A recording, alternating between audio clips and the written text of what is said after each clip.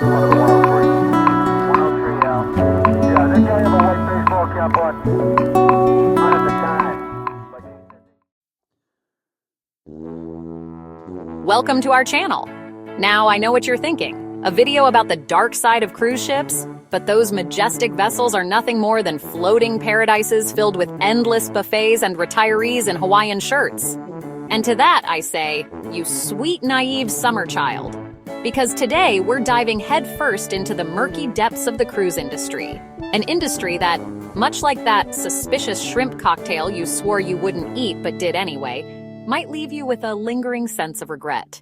Buckle up, dear viewers, as we uncover 10 secrets the cruise lines really don't want you to know.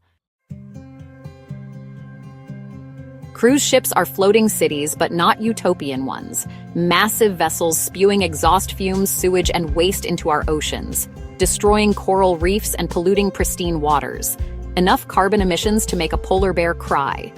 And yes, we're looking at you, Carnival and Royal Caribbean. You've booked your cruise, lured by an affordable getaway. But beware of hidden fees that would make Blackbeard blush. Want slow internet? Pay up. Fancy a soda? That'll be extra.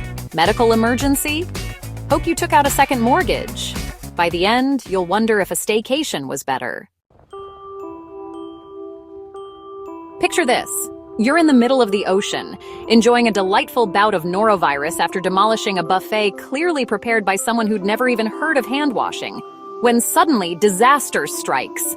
You need a doctor. But fear not, dear passenger, because the cruise ship has a fully equipped medical facility. Well, fully equipped might be a bit of a stretch. We're talking more along the lines of a first aid kit you'd find at a children's swimming pool. Sure, they might handle a mild case of sunburn or a paper cut sustained while flipping through hidden fees, but anything more serious and you're playing medical roulette. And trust me, the house always wins. Behind the glitz and glamour of the endless buffets and watered-down cocktails lies the often overlooked backbone of the cruise ship industry, the crew members. These hardworking individuals, often from developing countries, work tirelessly to ensure your vacation is nothing short of magical. But at what cost? We're talking about grueling hours, cramped living conditions, and wages that would make a Dickensian factory owner blush. So the next time you're sipping your pina colada by the pool, spare a thought for the people who made it all possible. Ah, the open seas!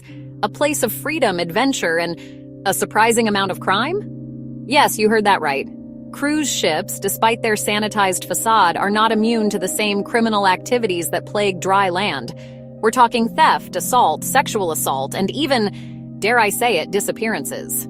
It's like a floating episode of Law and Order. Except the detectives are overworked and underpaid, and the criminals are sipping margaritas by the pool the next day. Remember those flags of convenience I mentioned earlier? Cruise lines register ships in countries with lax laws to bypass stricter regulations. This allows them to exploit workers and pollute the ocean. And the worst part? It's perfectly legal.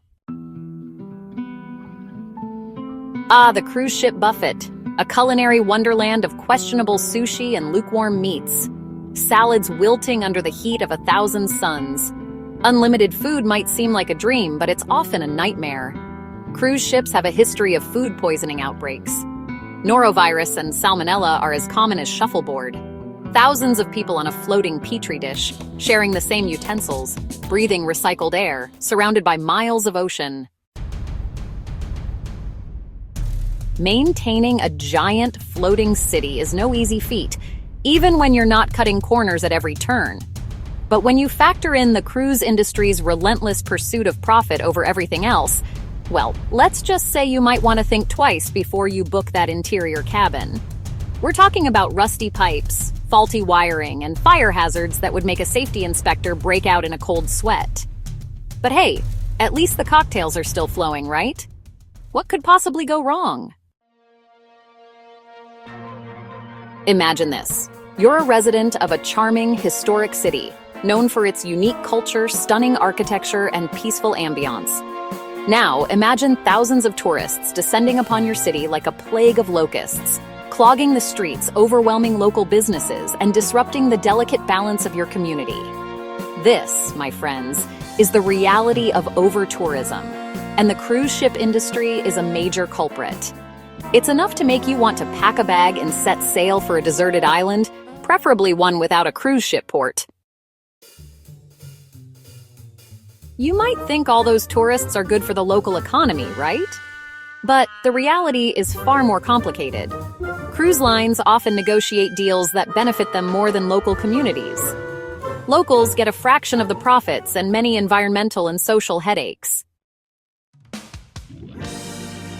So there you have it, the not-so-sunny side of the cruise ship industry.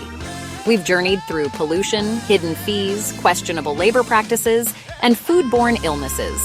Demand better environmental practices, better treatment of crew, and better passenger protections.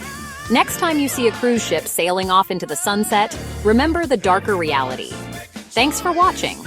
If you found this video eye-opening, don't forget to like, comment, and subscribe.